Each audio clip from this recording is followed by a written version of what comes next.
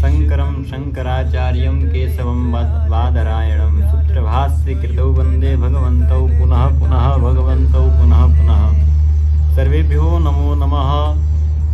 सज्जनों, आज हम अब आप सबके समक्ष एक ऐसा विषय को लेकर उपस्थित हुआ हूँ जो इस मानव शरीर मनुष्य देह के लिए अत्यंत महत्वपूर्ण है और अत्यंत श्रेष्ठ है। मनुष्य जीवन का सबसे श्रेष्ठ कोई कर्म है तो वह यज्ञ है। यज्ञो वै श्रेष्ठतमः कर्म। और यज्ञ के बारे में आज मैं आप सबको कुछ संक्षिप्त में यथावत कुछ बताऊंगा। यज्ञ, सर्वप्रथम तो यज्ञ शब्द महर्षि पाणिनि जी ने यज धातु से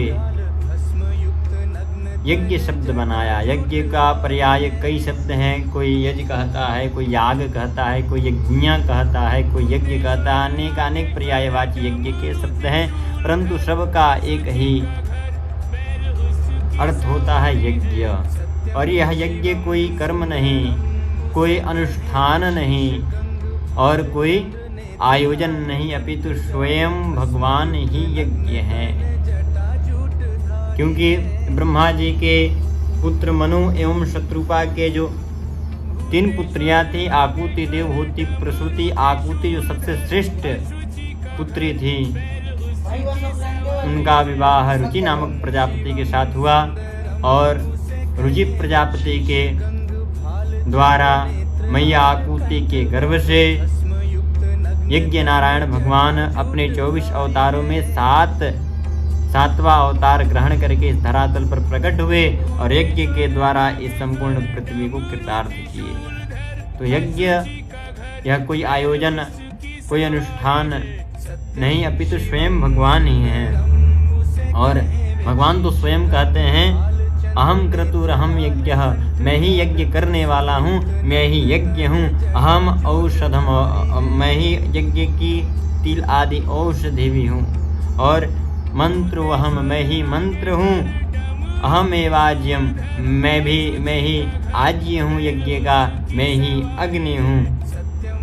तो यह जो यज्ञ का कर्म है, यज्ञ करने वाले भी भगवान हैं, यज्ञ कराने वाले भी भगवान हैं, यज्ञ को ग्रहण करने वाले भी भगवान हैं और यज्ञ के ग्रहणीय पदार्थ भी है वो भी भगवान हैं।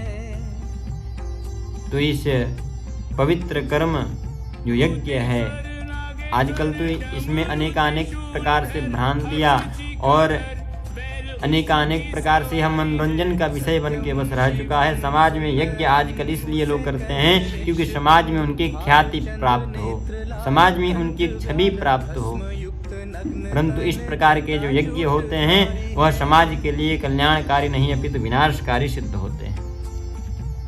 क्योंकि यज्ञ का जो अर्थ होता है वह यज्ञ का 3 सबसे सरलतम अर्थ होता है, त्याग, समर्पण। सर्वप्रथम तो यज्ञ में त्याग होता है। यज्ञ में किस चीज़ का त्याग करना चाहिए? तो अपने दुर्व्यवहारों का त्याग करना चाहिए, दुष्कर्मों का त्याग करना चाहिए, दुर्व्यसनों का त्याग करना चाहिए, दुर्भक्षियों का त्याग करना चाहिए। यज्ञ में किसी प्रकार के दुर्व्यसन, दुष्कर्म इत्यादि ना होना चाहिए। यज्ञ करने वाले को सबका त्याग कर देना चाहिए। क्योंकि हमारे यहाँ एक कहावत भी है, पूर्वजों द्वारा हमें बारंबार श्रवण करने को प्राप्त होता है कि शेरनी का दूध अगर हमको रोकना है, शेरनी के दूध को लेना है तो हमें स्वर्ण यानी सोने का पात्र लाना पड़ेगा, उसी में शेरनी का दूध टिक सकता है। अन्यथा कोई पात्र में स्टील, चांदी, रजत इत्यादि कोई पात्र में शेरनी का दुग्ध नहीं टिक सकता है।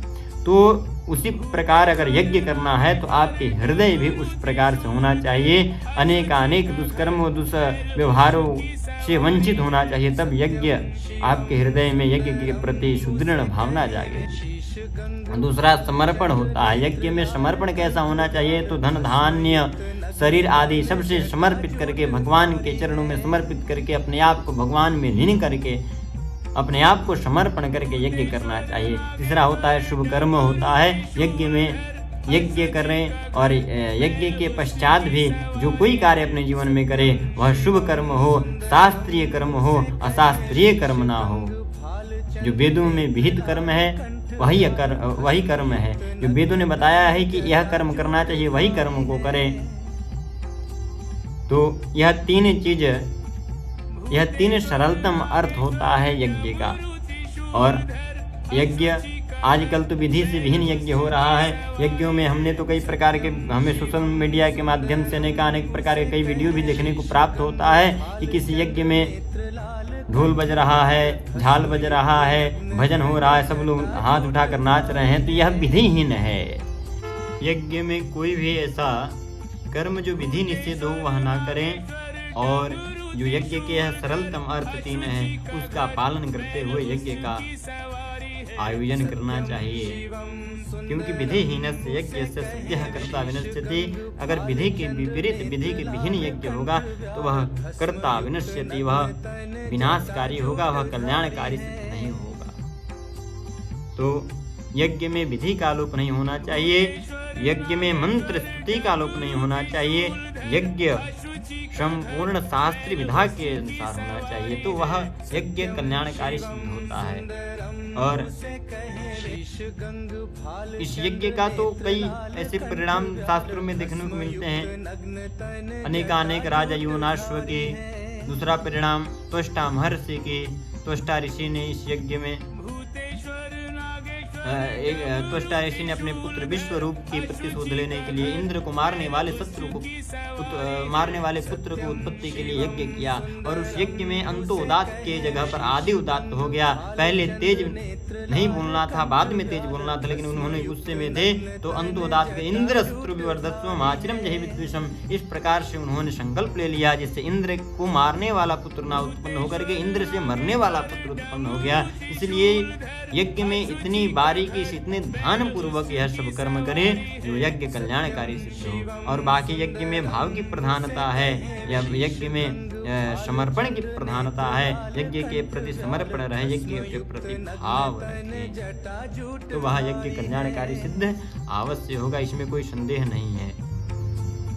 एक और पुराणों में उल्लेख आता है, द्वादश आदित्यों में, द्वादश सूर्यों में एक जो त्वष्टा सूर्य हैं, त्वष्टा महर्षि हैं, उनके द्वारा इंद्र शत्रु विवर्धस्वम आचरम जहि विद्विषम, बस अंतोदात की जगह पर आदि उदात हो गया, जिसके कारण संकल्प बदल गया। और संकल्प ऐसा कर रहे थे इंद्र को मारने वाला पुत्र की प्राप्ति हो, परंतु अंतोदात की जगह पर आदि उदात हो गया, जिससे परिणाम बदल गया और यज्ञ का फल बदल गया, इंद्र से मरने वाला पुत्र पैदा हो गया। तो यज्ञ का यह दुष्परिणाम है, जिससे कई बार तो देवताओं से भी यज्ञ में गलतियां हुई हैं और उनको भी दुष्परिणाम को भोगना पड़ा है।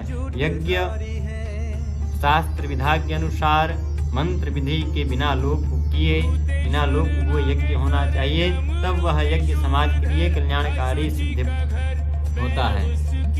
और यज्ञ का उल्लेख तो गीता में तीन प्रकार के यज्ञ भगवान श्री कृष्ण अर्जुन से बताते हैं, सात्विक यज्ञ और राजस यज्ञ और तामस यज्ञ। सत्व रज तम के प्रकार से 3 भागों में यज्ञ की बांटा गया है। भगवान श्री कृष्ण कहते हैं, अफलाकांक्ष वीर्यज्ञो विधि दृष्टुयज्यते यष्टव्यमेवेति मनः समाधाया सात्विक। बोले हे अर्जुन, सात्विक यज्ञ वह होता है इसमें शास्त्र विधि के अनुसार, शास्त्र विधा के अनुसार मंत्र युक्त और मन में बिना कामना किए हुए, बिना कोई कार्य की कामना किए हुए, मन में कोई बिना विलासा किए हुए जो यज्ञ करते हैं वह यज्ञ सात्विक यज्ञ कहलाता है। और यज्ञ भी बिना कामना से ही करना चाहिए, कामना रहित होकर यज्ञ करना चाहिए, क्योंकि जो कामना करता है वह तो कहा गया है, यस्य आशीष आशास्ते न स भृत्य सवै वडिक, जो अपनी भक्ति के बदले में कुछ फल की प्राप्ति का इच्छा रखता हो, जो आशा रखता हो, न स भृत्य, वह कोई भक्त नहीं, वह कोई भगवान के भक्त नहीं, अपितु सवै वडिक, वह तो बनिया है। तो यज्ञ में बिना कामना से युक्त होकर के, कामना रहित होकर के यज्ञ करना चाहिए। वह यज्ञ और उसमें विधि शास्त्रीय होना चाहिए, मंत्र होना चाहिए विधि विधान से होना चाहिए तो वह यज्ञ शास्त्रीय यज्ञ सात्विक यज्ञ कहलाता है। दूसरा राजस यज्ञ है। राजस यज्ञ को कहते हैं जिसमें जिस यज्ञ में कामना रहित होकर के कामना मन में रख करके जो यज्ञ करते हैं, और अभिसंधाय तु फलम दर्पम, जो यज्ञ दिखावे के लिए करते हैं, दर्प के लिए करते हैं, अर्थ की कामना से करते हैं, वह यज्ञ राजस यज्ञ कहलाता है। तीसरा तामस यज्ञ बताया गया है। विधिहीनम सृष्टानम मंत्रहीनम दक्षिणम श्रद्धा विरहितम यज्ञम तामसम परिचक्षते। जो यज्ञ विधिहीन हो, बिना मंत्र के यज्ञ हो, भजनों के द्वारा यज्ञ हो, और श्रद्धा विरहितम यज्ञम, श्रद्धा से रहित होकर के जो यज्ञ है वह तामस यज्ञ है। और इस प्रकार के यज्ञ करने से सदैव विनाश हुआ है, विनाश होता है। अतः सज्जनों, आप सबसे निवेदन है कि जो सर्वप्रथम सात्विक यज्ञ के बारे में भगवान श्री कृष्ण गीता में बताए हैं, बिना कामना से रहित होकर के, मन में बिना कोई कामना किए हुए, शास्त्र विधि के द्वारा बिना विधि और मंत्र का लोप किए हुए जो यज्ञ होता है वह यज्ञ करे, जिससे समाज का कल्याण हो। और यज्ञ तो होता ही है समाज के कल्याण के लिए। यज्ञ कोई स्वयं यज्ञ करने से स्वयं का कल्याण होता ही है, साथ ही इस समाज का भी कल्याण होता है, संपूर्ण पृथ्वी का कल्याण होता है। क्योंकि यज्ञ का कर्म ही है। यज्ञ का क्या काम है? तो सर्वे भवन्तु सुखिनः, सर्वे सन्तु निरामया, सर्वे भद्राणि पश्यन्तु मा कश्चित् दुःखभाग् भवेत्। यज्ञ करने से सभी लोग, संपूर्ण जगत सुखमय, रोग मुक्त होता है। इसमें कोई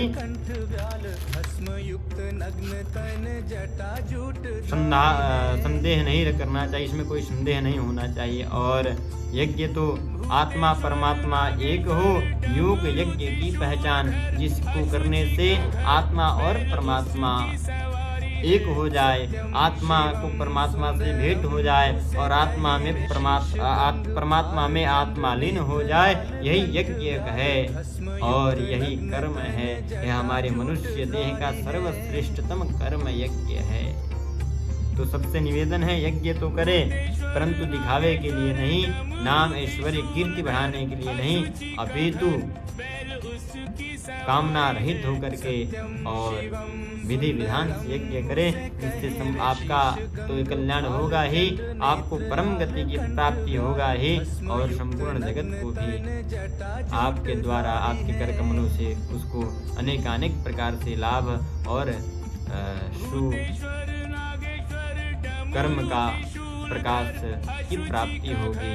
अन्यथा विधिहीन यज्ञ तो करेंगे कीर्ति बढ़ाने के लिए, यज्ञ करने से इस लोक में हमें अनेक प्रकार के दुष्परिणामों को भोगना ही पड़ेगा, और परलोक, इस लोक में अब कीर्ति होगी ही और परलोक में मुक्ति नहीं होगी। अतएव इससे बचे और सदैव सात्विक यज्ञ करें। सर्वेभ्यो नमो नमः।